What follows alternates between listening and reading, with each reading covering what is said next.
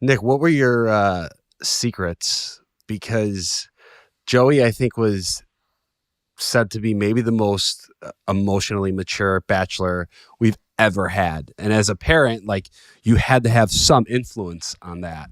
Like, what did you do? Because I don't even think I'm even there yet. It's as an adult. As an adult. As an adult, right? I know, right? Trust me, I think he's beyond me, my son, quite frankly. Honestly, it's more like it's coming from, obviously, a little bit of our history. I don't know if you do, but it's like being a kid in a divorced family. It could be a bad experience. It could be something that really, traumatizes somebody, or it's something that ends up being something they really learn from. And quite honestly, Joey's been in a world where he is, been with it. We've been connected from, obviously, since he's been born. Divorced at young. I mean, I was divorced when he was only, he was like almost 5, not even 5 yet. So I was not living in the home, but I was always there. And then he moved to another area. Like 3 years later, he moved up to Pennsylvania. That's when they ended up here. So we always kept in touch. But that part, and I've learned this too. I speaking with my kids, because I do this to this day. I always ask them, like, there's times I feel so bad, like, did I mess things up? I feel so bad that I put you through that. But honestly, the takeaway that I've gotten from them is my kids are who they are today, not in spite of the position we put them in, but it's because of that. And having 2 different parents to bounce ideas off. And Joey's been lucky to have almost 3, because, Big Joe Heaney, his uncle, is almost like that other guy who's there. And Joey's counsels, it's funny because he's really grown into that person because of Joe too, and being exposed to so much. And that's really what it is. It's everything he's been exposed to, really, that's made him who he is. It's not just one parent. It's not, it's almost like 3 separate homes. It's a lot. So, yeah. Can I ask you, how difficult was it for you to come out having 3 children and being married? Can you touch on that at all? Do you feel comfortable? Yeah, that's fine. Absolutely. No, not a problem at all. It was difficult. Absolutely. And it was, on top of that, this is what I've struggled with, but I think on top of that too, as mothers, that's when my ex-wife was diagnosed with MS. So that was a lot too. So on top of that, making that decision and then her getting sick was hard too, because I'm like, what am I doing here? This is not fair.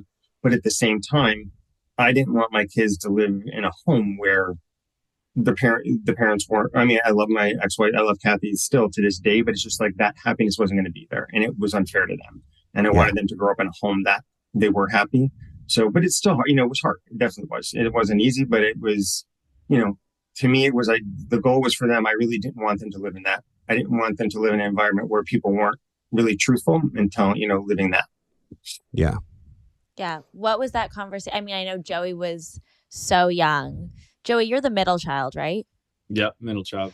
So what were those conversations like with your kids when the divorce happened, and then maybe when they were old enough to know a little bit more details about why it happened? Conversations Kathy was great about all this, honestly, with them. She was great too. She was, through this whole thing, and it was more because being the mother, I think when your kids are young, it's a lot easier for the mother to talk a little bit. Carly, and we talked to Carly, both of us did talk to Carly at the same time. She was also, she was older. She was 8 years old. So that was different. Just said, Dad's not going to be here, that type of conversation. Joey didn't, more that Joey being younger there wasn't much there just later on. And I will, and that's where that conversation, my daughter, Carly, this is where the kids are. My daughter, Kathy Joey's mom just was, before getting ill too, extremely, a very good businesswoman, very, very bright. Awesome at her job and everything, and just really gave the kids great things and how to look at things differently. So we've learned a lot there. But as far as the conversation with them, honestly, it was pretty light in the beginning. And then Joey, I think you were 10 when you kind of figured it out.